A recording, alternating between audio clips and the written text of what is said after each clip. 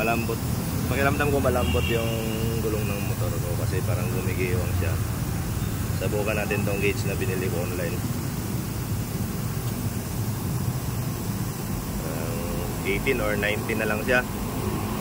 Ngayon, sakto naman itong pinagpahanginan ko. Yan, medyo may defect na yung ano niya, singaw na singaw. Tapos yung display doon sa ano, digital display doon sa compressor niya, ayaw na ayaw magpakita ng display, defective daw sabi ng tender. Talaga natin ulit. I-reset natin.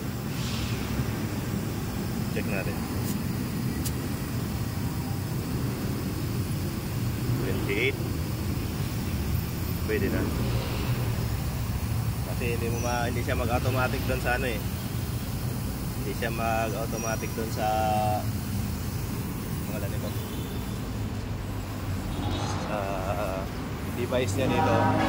Ayan nga nakalagay temporary out of order. Tayo na natin. Ayan.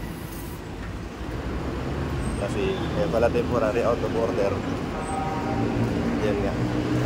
So siguro maganda rin na meron kang dalang ganito, analog or portable. Kasi oras na kailangan mong gamitin, hindi mo masabi, meron kang reference. Sabihin na natin hindi ganun ka-accurate kasi hindi rin naman ako eksperto sa ganitong bagay. Pero magkaroon ka lang ng reference, malaking bagay na rin. Salamat!